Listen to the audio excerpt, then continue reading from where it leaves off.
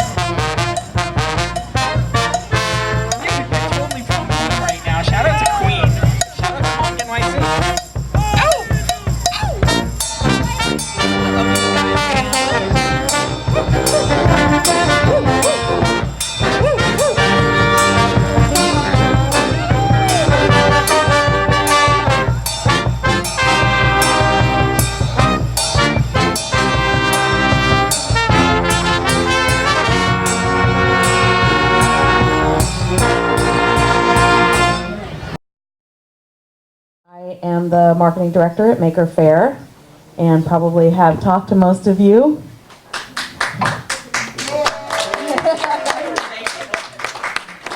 Hi. So this is Dale Doherty, our founder and CEO. And Sabrina Merlot is our managing director here at Maker Faire. And Mike Sinisi at Make Magazine, he's the senior editor. And really, we're just going to kick it off. It's very informal today. Probably take a few questions. If you have questions during the talk, that's fine too. And Mike, you've been doing this for a while, right? Yeah. How long? I've officially been part of Make for a little over 5 years now, but I've been to just about every Maker Faire from the very first one in San Mateo in 2006. We did our tally yesterday for our crew sheets, and I've got 22 Maker Fairs on my list. And that includes Bay Area, New York, and then around the world, Kuwait and Egypt, and Hong Kong and Tokyo, and Rome. Yeah. So yeah, it's an incredible network, and just it's great to see how big it is. Yeah, how many people have been to Maker Faire New York before? Okay, and how many folks have been to fairs elsewhere around the world? Oh, good. Wow, Nice. that's great. Thank you. Yeah, we started responding to inquiries around people wanting to bring Maker Faire to their towns or cities.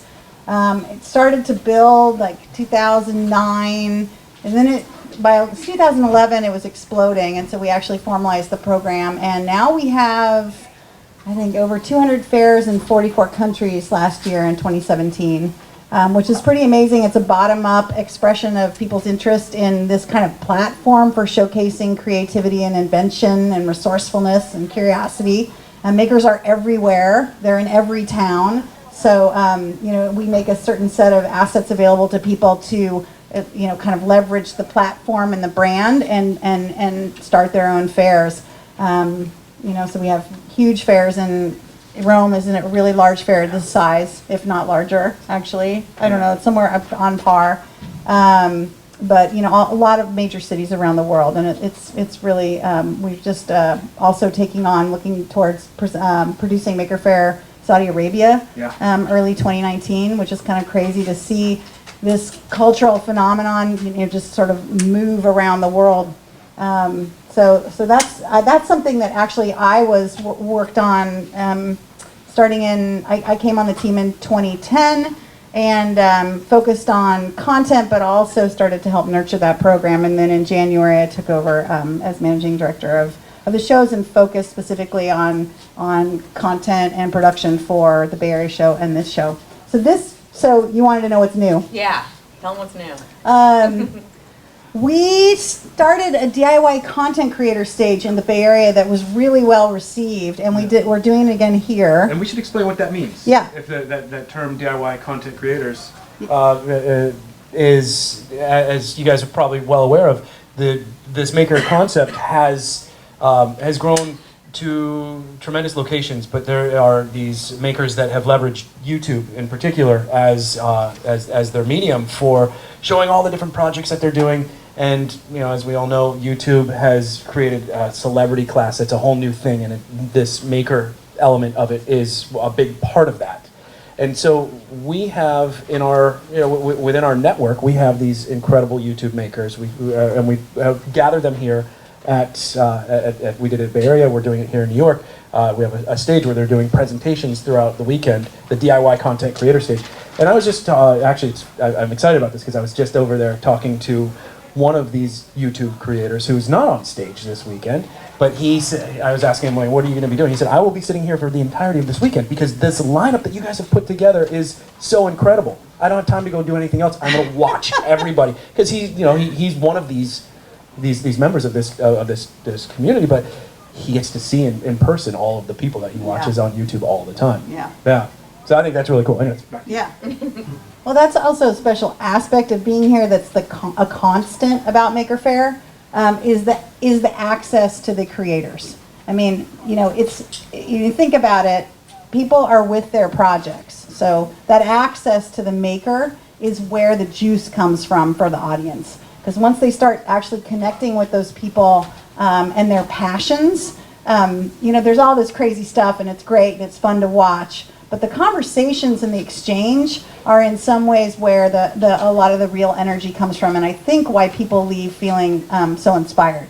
But back to what's new. We have also a tiny homes section, which is a new kind of thing that erupted out of the community and offered up to us here through our open call for makers. Zone 4. Zone 4. Also adjacent to that, we have a bunch of graffiti muralists that are going to be doing classic New York truck murals, which is a new project. We've got a dance battle arena there. All kinds of dance on that stage. And then... cosplay prop. Oh, cosplay. Yeah. Great cosplay exhibitor section in the back of Zone 3. And then we also have a cosplay prop contest that is taking place. It's sort of people submitted their applications online, and they'll be coming here for the prejudging and the actual onstage show tomorrow. Yeah. We have a fashion show for the first time that actually came out of the New York fashion student Parsons Pratt. Interesting group of designers that are going to be doing a fashion show in the auditorium at 5 o'clock today. We also, Adam Savage has been a regular at Maker Faire Bay Area. He has the star of Mythbusters. He has traditionally done this, I mean, I think since 2010 or 28. He said he's been an attendee of every Maker Faire until it was 2 years ago where he had to skip one Yeah. for the first time ever at Bay Area. But I think, yeah, probably 2010 when he started doing his Sunday sermon. Right, so he does this Sunday sermon at Bay Area where it's really wonderful. He writes an essay and he gets up and he just does a kind of monologue, a sermon around how he's thinking about the importance of making. So he's not doing a sermon here, but he is bringing the 6 kids that are part of the new Mythbusters Junior show that's launching on Discovery or Science Channel beginning of next year. And all of those guys will be on stage together at 3 o'clock. And that'll be an interesting discussion because I think what's cool about it is that they did not dumb down the challenges for the kids. These are pretty amazing kids. And that's actually good on cue for you because... What, dumbing down? No, the part about education and what has changed. When we started this, like, young makers were not such a constant. But and in a way, the Mythbusters Junior is somehow part of that story. Yeah, good. Yeah, hi everybody.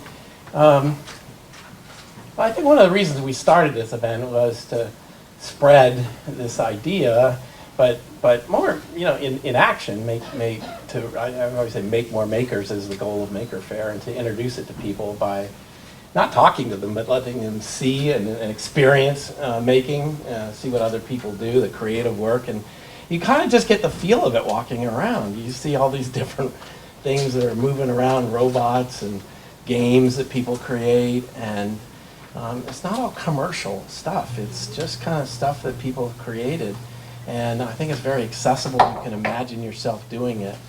And I think, we designed this event to be family-oriented, not a bunch of guys doing stuff in like a geek convention, but really wanted all kinds of people coming, all ages, and it's been wonderful, particularly this event, to see how many different kinds of people we have here. And I often look at the crowds and say, well, man, how did they know to come? How did they find out about it? Where are they coming from? What do they want? What do they go home and do afterwards?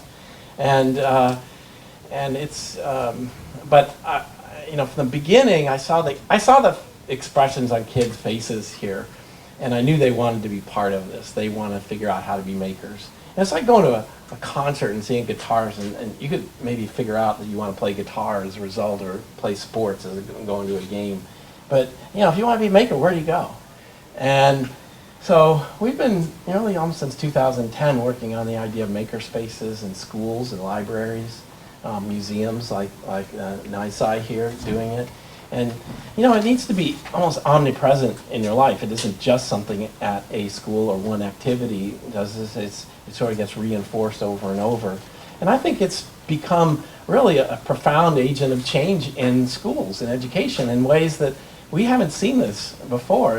Most things are kind of federally mandated and passed down and don't really work, STEM. And then this has come in from the bottom with teachers bringing it in, students bringing it in, parents helping out. And yesterday we had an education forum, about 275 teachers from New York, New Jersey, Brazil, Lebanon, really kind of all over the place, wanting to talk to each other about how they do things. What does their maker space look like? How do they work with kids? How it's not just transforming a maker space at school, but transforming the school itself into a better learning experience for kids. And part of our goal is, if you love doing this, you'll do it outside of school, you'll do it in school, you'll do it your whole life. And that's kind of what we're trying to, spark that in lots of people here. So that's and I think we're seeing good progress on that. So, any questions? Yeah, give us some basic numbers on expected attendees, people, number of exhibitors. Sure. We don't know what the door counts will be, because we always have a different amount of people coming through. But this feels on par with the last couple years. Yeah.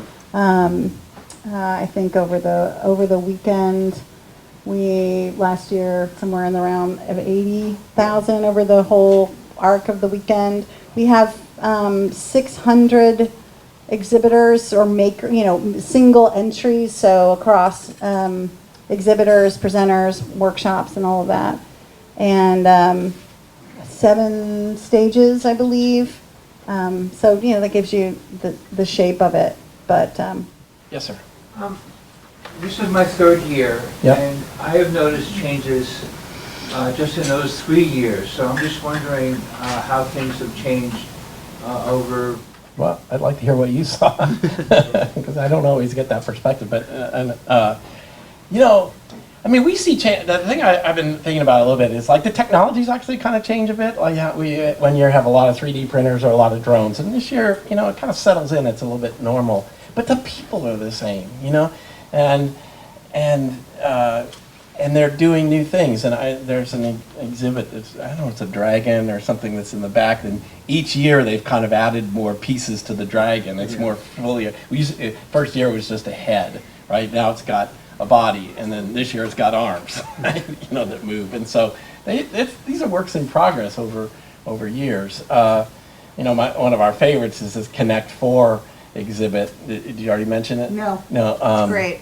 It's 2 teenage boys from Pennsylvania that, Connect 4 game as a kid. You drop in the discs and you try to get, 4 in a row. Well, they did something here last year, which is some kind of climbing wall or something like that. But with electronics in it. With electronics in it. And on their way home from Maker Faire last year, they came up with the idea for this project, and they've been working on it all year. And you're actually playing against AI. It's just a wooden box. It's 12 by 15 or something like that. So it's big. But when you put the discs in, you're playing against the computer, which is making its own decisions and playing against you. So I'll done with it. Zone 4. Yeah, Zone 4 out there in Raspberry Pi. But they had a problem yesterday. I was talking to them that they have these IR sensors in it, so when a disc goes past the IR sensor, it blocks the light, and that's how they know one was in that space. Well, they built this in their house. There was no really daylight in their house. And so when the IR sensor was exposed to daylight, it was on all the time. And, or off, whatever it is. And it just wasn't working because it had too much light. So overnight, they had to reprogram the circuit. And so that now it's on all the time. And forget the IR, they have light. It just, when the sunlight's blocked, it triggers the circuit. So it's just, and these are like high school juniors, 2 boys working together. Another young man that I met is from Jordan, and he has developed a circuit, and he's running a Kickstarter called Flexi. And it's a flexible circuit. It's like an Arduino board, but you could wrap it around your finger, right? That's how cool it is. So you see lots of things like that. What did you see? I see. What do you think is different? It feels like it's starting to go mainstream. Oh, that's good to hear. The community atmosphere is still here. My assistant was talking about Joanne's Fabrics has products called Little Makers. Yeah. And I think that's another sign of the mainstream aspect of it. And I would hate to see it go totally mainstream. I do Pacifica Radio, so we're not mainstream. So I would hate to see the community sort of become co-opted. Well, I think. And you just said you hope it does go mainstream. So well, it's a mix of things. I think when you see the people here, right? This is not just some subculture. It is everybody, that's interested. Yet I don't have everybody here. Obviously, even getting 80,000 people is not everybody in New York knowing about this. I want to influence everybody's life, right? I want people to have this in school like they have math, right? I want it to be ordinary in a certain way, okay? But creativity is always special, right? I can't imagine a culture where that doesn't stand out on its own. And the things that you see out there will always, and I think you'll always kind of have this, I would say, like a paradox of, can we call it maker culture, right? I'm trying to fight consumer culture, which is our dominant culture, and that's what people get exposed to, right? And that's what's mainstream. And this will get translated into, a television show or a box that you can buy that has Maker on it or something like that. But, I'll give you an example, though. Aya Badir's on the cover of Make magazine, and it's a 10-year-old company now. They make little kind of plug and play kind of circuits that you can do. But she started here at Maker Faire 10 years ago. She's an MIT. She's an engineer, but she's in the media lab. Came here with a prototype student project. And people lined up behind it and said, that's really interesting. And it gave her the confidence to start a company to build that. So, there are a lot of directions out of this, and I certainly don't control that, but when you deal with culture, you don't know where that's going to go. It's kind of like, not that I'd put it on the pedestal, but sort of rock and roll became mainstream, right? Right? But, it was, Rolling Stone and a lot of things. And I think it's still, at various times, accepting glam rock and other things like that, it had an edge, and it became a popular form of expression. And I think this is a really good way to look at this, is a lot of people here are expressing themselves in unique and different ways. And that's the creative side of all that we see here. I think we have maybe another 5 Sorry, minutes. long answers. That's okay. Anybody else? Yes. Yeah, I've been coming here for the past 3 years. Okay. We're Maker Chic, we're a fashion tech web Yeah. series. And we've been noticing for the past 3 years that there's been more of a wearable presence, a wearable tech, Yeah. fashion tech. And then this year, you guys are showcasing a runway show. Could you Yeah. elaborate a little bit more on that? Why don't you talk about that? Because you help with that. Is that? Yeah. Yeah. Sure. Well, this was actually someone who had been a repeating maker. It's Aaron, I believe. He was in the bus Craftacular in the commercial. So he's coming from the sort of fashion and clothing. He was selling and vending his own wares, and decided he wanted to participate differently this year, and brought to us a thought about doing this fashion show. So he put out a call within his network, and sort of we sort of anointed him as the lead for that project. So it really is another, kind of a manifestation of the community coming together, and I'm super excited to see what it will be. But so as I mentioned, it's I think it's independent designers as well as some students from Parsons and Pratt. So yeah, they're again at 5 on the auditorium stage. Yeah, and even the cosplay stuff kind of fits in there too. Yeah. I just saw. My mother used to sew Simplicity patterns, and I don't know. You got a box in the back room. There's Simplicity, McCall's and Simplicity for like a line of patterns to make your own outfits, right? So you see this, but wearables is kind of like I mentioned, that flexible technology when you can actually start to integrate that into fabric. The technology kind of is hidden in terms of what it is, and it can be very expressive. Yeah, and the digital fab technologies as well too. So it's not just electronics people are using in terms of the wearables, but it's also fabrics that are 3D printed. Yeah. And it's another manifestation of wow, look at these new tools. Okay, let's make clothes or wear. And it's also one of those communities. It's a global community. The make fashion community is you'll find representations of it on all parts of the planet, and so that's one of the things that's been really nice to help pull and focus in here for this show to give yet another community another way to express themselves through make. Yeah. Another question? Yes, behind you. I was excited because I'm a home educator. Tell them who you are. So my name is Natalie Simon, but I'm a family blogger from ladynut.com. And I got very excited when I saw that you included educational forum. It is something that's going to be happening every year because as a home educator, that's something that will attract more of us parents because even though I have the opportunity to be here and my girls being inspired, and that's our second year. I would like to be able to see more of that and be able to communicate that to parents who want to know how can I help my child at home Yeah. with STEM. Well, the Education Forum has happened about 5 years or 6 years, something like that. I've been doing it, and I've put it together. It hasn't necessarily had a focus on the home, the parents' side of this. If we could build an audience for that, we might do something, right? So let me know. But I actually think parents are really important in this whole broader picture, whether it's homeschooling or not. In many ways, one of my goals is to get this back into families. It's something that you can do at home.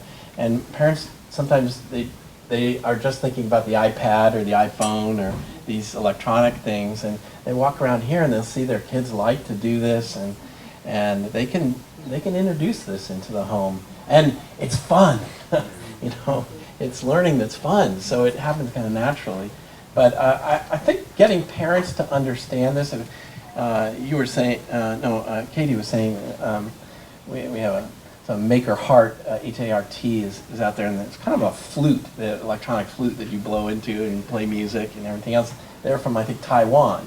And he says they have trouble selling their product in the Asian market because parents are just interested in test scores. He finds that in America, he has a better market for his product because they're encouraging kids to play more and experience things. And that's certainly what we want to see here. 3 years ago, you had an environmental section, and last year and this year you did not. I wonder what happened. You might, we have a biobus. And we have a sustainable area in the homegrown village. Homegrown village. Yeah. We just relabel it maybe. But one of the things in Maker Faire, we kind of construct an event around what shows up, what people bring in. So people say, hey, why don't you have a theme this year for sustainability or climate change or poverty or whatever. And you're like, I want to see what people are doing. And then we'll construct around that. So some years it might be more or less. It'll change. But we don't, we could, just like we have health and some other areas out there. And it evolves over time. But kind of do we have makers actually doing something interesting in that area is kind of our question. How do we frame it to people?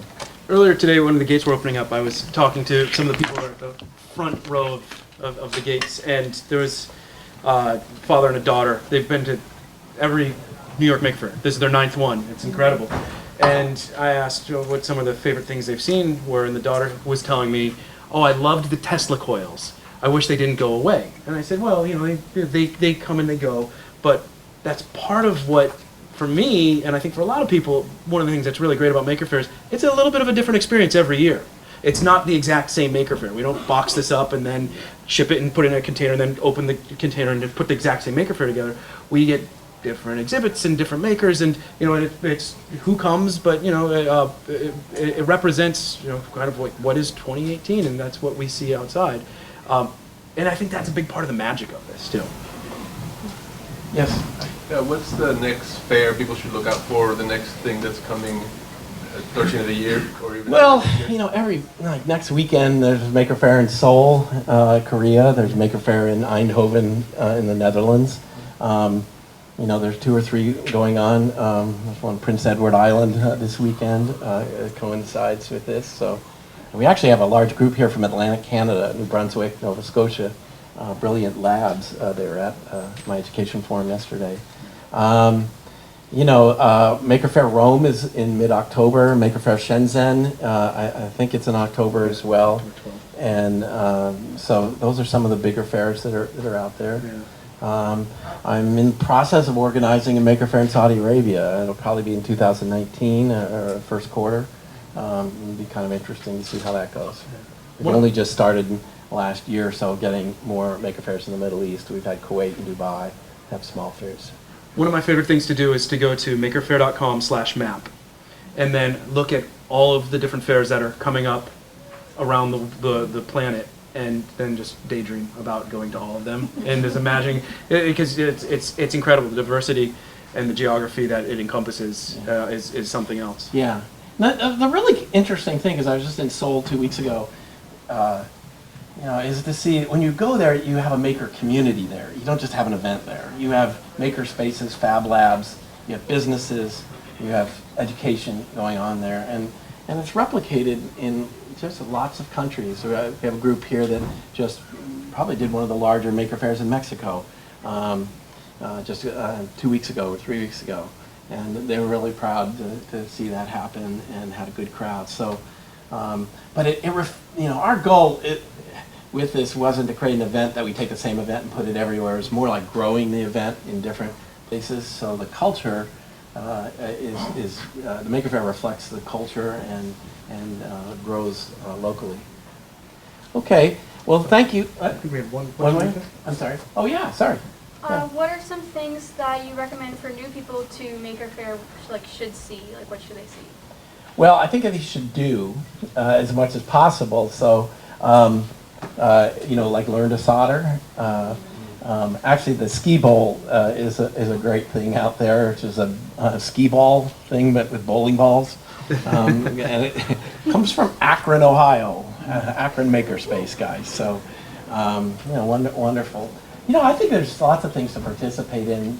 One of the things that I think is underrepresented often in the discussion, just because, is the many stages we have with great talks, demos, and things going on. But our main stage, a lot of really great, compelling ideas.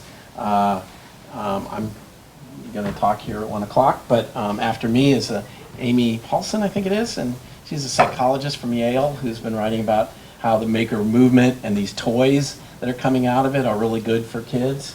So just a lot of things. There's so much going on here. I think it's sometimes hard to plan it, and that's okay. It's fun. Part of it, I just want people to wander around and experience things that they're not expecting. That's sort of our goal. Cool. Well, thanks for stopping by, you guys. Okay. All right. Thank you all. Thank you, everyone. All right. We'll be here, so come by all day. We've got water. We'll have. Okay. So this disco in the background, what is it? Oh, well, this is Ray. He has a show here on makerparkradio.nyc, and his show is called Channels and Winds. So he plays a great mix of music. So we're at Maker Faire, and you're live streaming? Yeah, we live stream. This is our second year here at Maker Faire in Queens, and we set up our little to-go radio station. We call it radio, but it's really streaming over the internet. And we're makerparkradio.nyc. You can go to that website, or you can go to our app, and you can see us and hear us. We have a little video component to it as well. We don't like to think of it as TV. We like to think of it more as radio. So even though there's a video component, it's more of like a voyeuristic. It's just watching you go. You're not acting to it or anything like that. Why? My wife Kristen, who started the station, and I have always appreciated kind of radio and what it means. It's a very personal thing, and listening and being able to just listen. But at the same time, in the modern world, a lot of times with DJs, what they're doing when they're scratching or mixing, it's really nice to be able to see how they do it. And a lot of times people are hearing something and they go, wow, that was an amazing mix. How did they do that? But when you have a camera looking over your shoulder down at the mixing board, and you can see what they're dropping down, how they're looping something, what beat they're looping, or how they're adding an effect or something like that, or even what program they're using, because sometimes you can see over their shoulder what program they're using to DJ with. So some of that stuff is nice, and it's a great learning tool for people. Yeah, I saw you DJ dancing to the music, and I didn't realize he was dancing for the camera. Yeah, well, he just dances all the time. We can't stop him, but and all of our DJs do different things. We have every style of music, from rap to hip hop to R&B, jazz, classical, house music, electronic music, and then we have some talk also and some maker-based programming. We have a program about urban farming, and we have a program about brewing beer, and we have a program about addiction and recovery. So all of these things have been stuff that we add to it to really, we want to represent Staten Island and give everybody an opportunity to if they're passionate about it, their topic, we want them to be given an opportunity to put it out there. Tell me more about the urban farming. So yeah, the Urban Farming Show is hosted by Asher Landis, who's he and his wife started Empress Green, and they operate right now out of Irby on the North Shore of Staten Island. They're the farmers there, and they grow their vegetables there, and they sell them through a farm share, and they also distribute them to the homeless population on Staten Island as well, and they try to make locally grown vegetables available to people on Staten Island, because if you ask Asher, you can't get good food on Staten Island. So he tries to make it available, and that's a very good thing, you know. And they do a good job. We're members of Empress Green, my wife and I, and you go down there on Saturday, you pick up your bag of vegetables, and you have these amazing fresh grown organic vegetables for the week, you know. Is there a political component? A political component? To the radio station? Oh, no, not really. We're a non-for-profit. We're a registered 501c3. So the station itself does not have a political component. No, we are representing all of Staten Island. So those are awfully big CDs. So those aren't CDs. These are vinyl records. Yeah. So next up, I'll be DJing next, and I'll be using vinyl records. Nowadays, you know, you can DJ with CDs, you can DJ with MP3s, you can DJ with vinyl records, or you can DJ on Spotify, live streaming stuff, and we're able to do all of that. So our DJs do all different things. They bring their own music, they create their own music. We also have live music at the station sometimes, which I really enjoy. We bring in live bands, we bring in artists that come in and create their own music on the fly, improv, and everything like that. Is there a schedule on the website? Yes, there is. And we also do, we partner up with other nonprofits on Staten Island, including like the Shakespearean Theater and Hemlock Theater groups and a lot of the Staten Island theater groups. And we do radio plays, live radio plays on air, where they come in, and some of them have been recreations of other radio plays, and some of them have been created specifically for our program. And so, like, I think in October we have a month of Tuesdays that we're giving to a Staten Island theater group, and they're going to come in and perform their radio plays Tuesday nights from 8 to 10, I believe it is. You know, what type of radio plays do they do?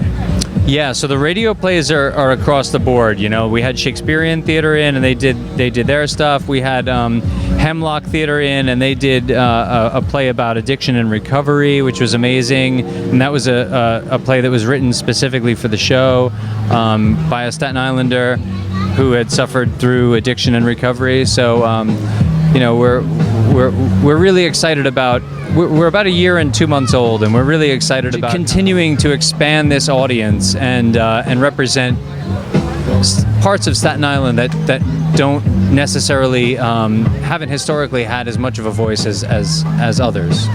But WBAI has the golden age of radio on Sunday nights at 7, so I'm just wondering if your radio drama has run the gamut like that has. But of course, he's got decades of radio to draw upon. Of course, yeah. I mean, WBAI is a station that, you know, it's up here. You know, we're just starting out, and we're very grassroots. And you know, sometimes I like to say that the amateurness of our radio station is what gives it its feel, and it makes it feel like, hey, I want to be part of these people, you know, I want to be involved. And BAI I think also has that feel. It's very inclusive, and I've always felt that BAI was something to strive for.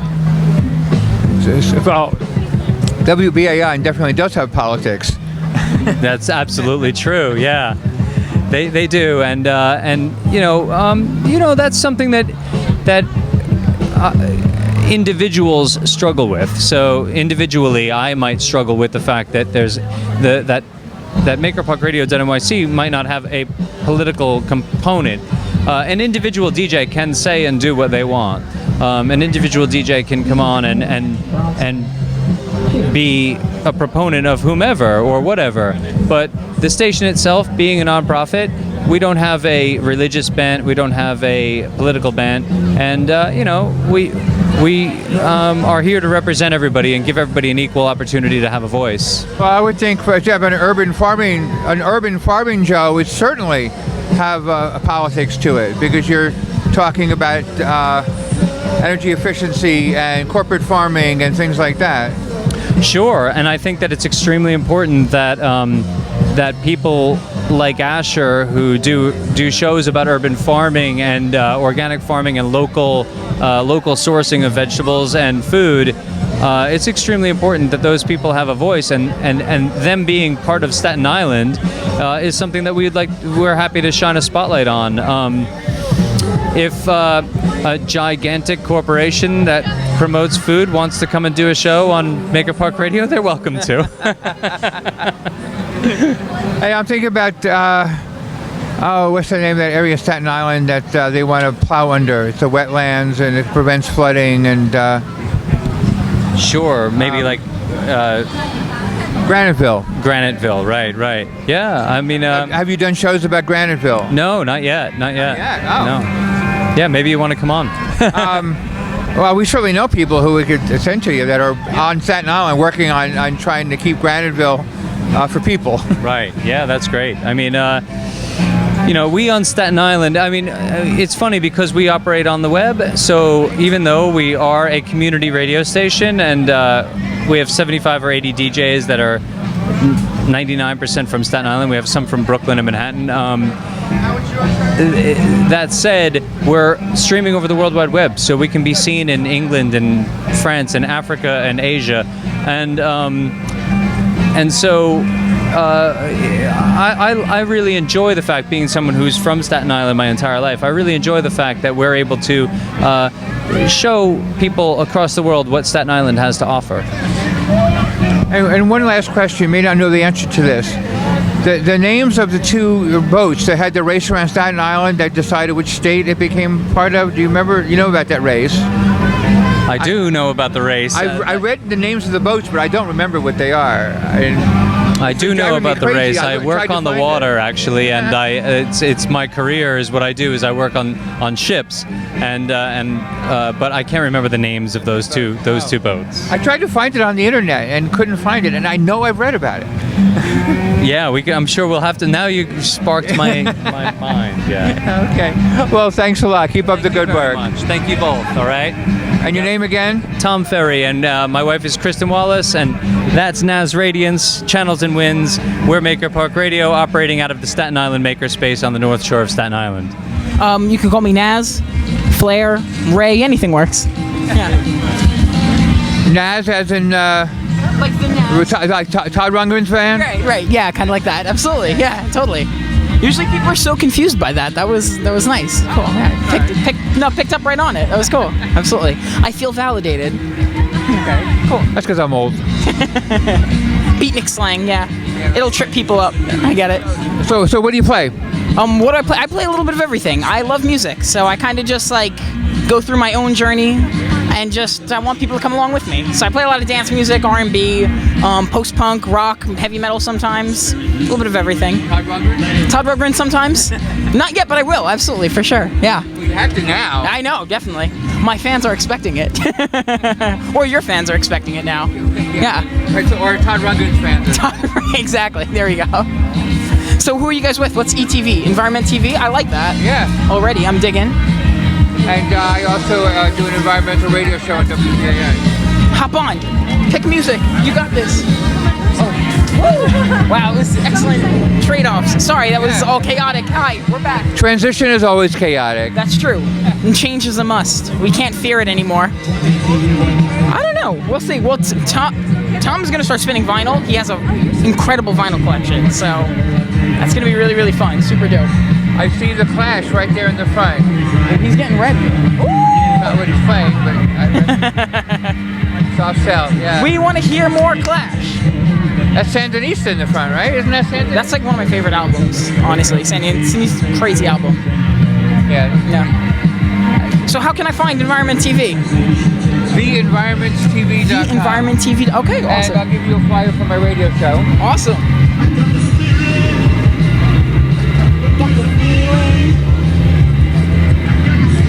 Awesome. This is awesome. Thank you. And I started out on BAI as a DJ. Okay, cool. Playing hard rock in the middle of the night. Nice. That's when you need it the most. Absolutely. Yeah, where we're keeping security guards awake and cab drivers awake and hospital workers awake and Right, yeah, nice. Yeah. That's Music super dope. does that, yeah. That's like whenever you turn on, I feel like whenever you turn on the BGO, it's like always really, really like crazy jazz music, and it's like 3 in the morning. You need it. It's shout out to our public servants that work super late. I was wondering if this would be it. Is it the long version or the short version? This might be. Might have the single. So how have you guys been enjoying Maker World Fair so far? Yeah. Were you guys here last year? This is my 3rd year. This is Charlie's 1st year. Okay, cool. Last year was my 1st year. Oh, last year was so hot. Oh my god, I was walking around crying. Like it was too much. Come on, Tom. Nutmeg, she hosts a show called Classicalish, where she does classical music on Sunday mornings, and it's my favorite part of the week. Easily, hands down. Easily. So Tom, say what's up. Come say what's up. She doesn't have anything to say. All right. You do radio. This is for radio. So you're on radio. All right. Okay, so give me your name and what you do. Awesome. On Maker Park Radio, I'm Nutmeg. I have an experimental classical music show on Sunday mornings every other at 10 o'clock. What's experimental classical? So it's kind of the classical outliers. You know, there are a lot of people that aren't represented in classical music. It's kind of an old white dude's game. So I play a lot of women composers. I play a lot of people of color. There are over 500 operas that are written by women, and we've heard none of them. And that's simply because, you know, people that aren't guys are kind of underrepresented classical. So I try to mitigate that a little bit. I think classical is something that's old. Otherwise, it can't be classic, right? But that's not true, is it? There's a lot of newer sounds out now. You know, a lot of really experimental stuff. And so I play a lot of that too. It kind of doesn't sound like your conventional like Beethoven or Bach. You know, there's a lot of electronic instruments. You know, I play this one woman who writes songs with accordions, with toys, with anything that makes noises that, you know, work for her. So what makes it classical? What makes it classical? That's a good question. You know, I think that is one of kind of the misconceptions about classical music is that it's kind of got to be this like formulaic, like, you know, strings and symphony and that sort of thing. But yeah, it's a good question. I think it's a really, really nuanced genre, you know, and it's hard to kind of pin down, and people don't realize that. So I don't know. There's something cohesive about it. You know, there's a through line in my shows, even though the music is pretty diverse, pretty eclectic. So. And when are you on? I'm on Sundays, every other Sunday, 10 a.m. to 12. On Staten Island Radio.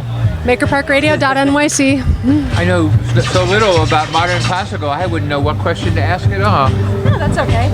You know, Tom and Chris, you got to talk to Tom, fantastic guy. He and his wife, you know, this is a really grassroots effort. You know, it's just kind of, I say, like dental floss and bubble gum. You know, we're just cobbling it together. It's a labor of love. And they're really cool. If there's, you know, an empty slot in the roster, you know, like another DJ can't come in or something, they'll let me play a punk show. So, you know, it really runs the gamut. If you love your collection, if you love what you're playing, they'll let you do it. It is nice to see vinyl. Yeah, no, Tom is, he's a vinyl aficionado, and I actually, you know, I have a decent vinyl collection, but I've been playing digitally, but, you know, it's my goal to start playing vinyl. Well, thank you very much. I can't think of any more questions. No, thank you for talking to me. I appreciate it.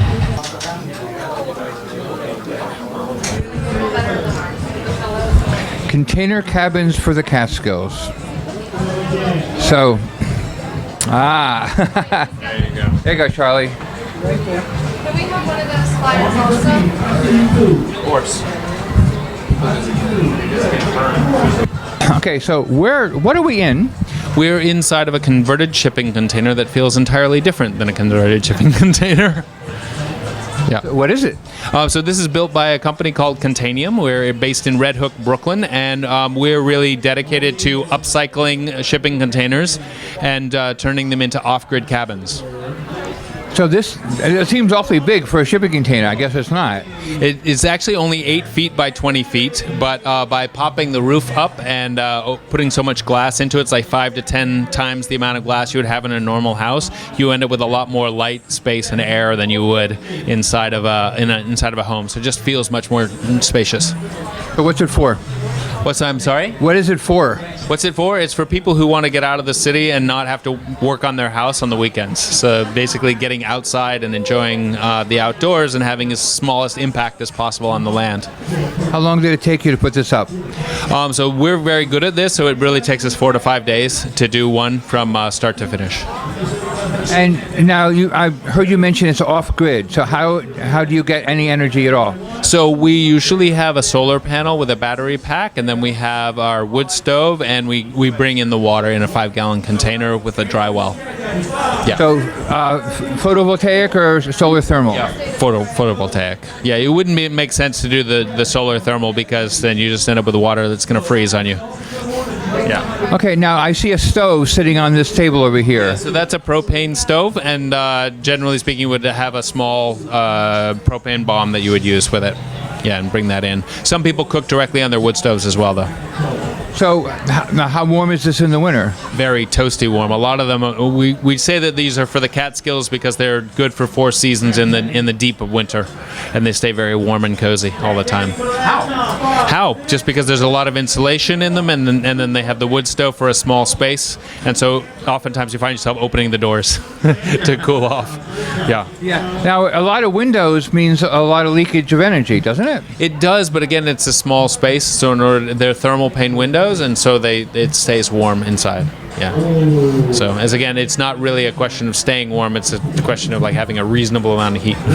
So this is your company. I heard you say we. Yeah, Contanium is there are. I'm not the founder of the company, but I'm working with the owner and founder. Yeah. And so I'm wondering what people in Red Hook how they come to a thought like this. Well, it's a gigantic port, Red Hook. So we are surrounded by these gigantic shipping container cranes. We started doing mostly pop-up shops and retail spaces out of the shipping containers. Our shop is made out of shipping containers itself, and it just is really like it's sort of the language of the neighborhood.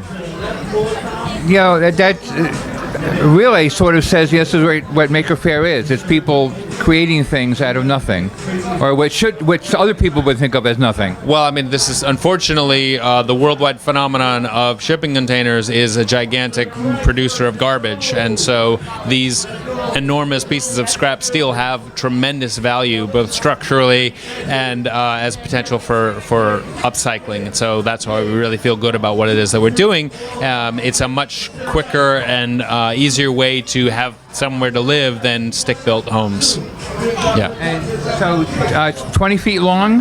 This is 20 feet long by 8 feet wide, and normally it's 8 feet high, but then we pop the top up so you get up to 10 foot at the crown.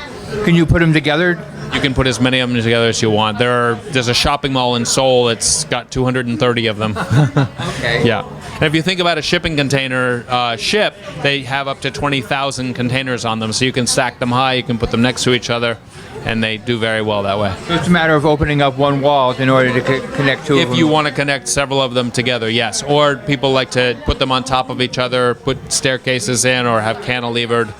Yeah. Yeah. So basically, whatever you think of to do with them, you can. It's like a Lego set. You can stack them up however you want. So pretty sturdy.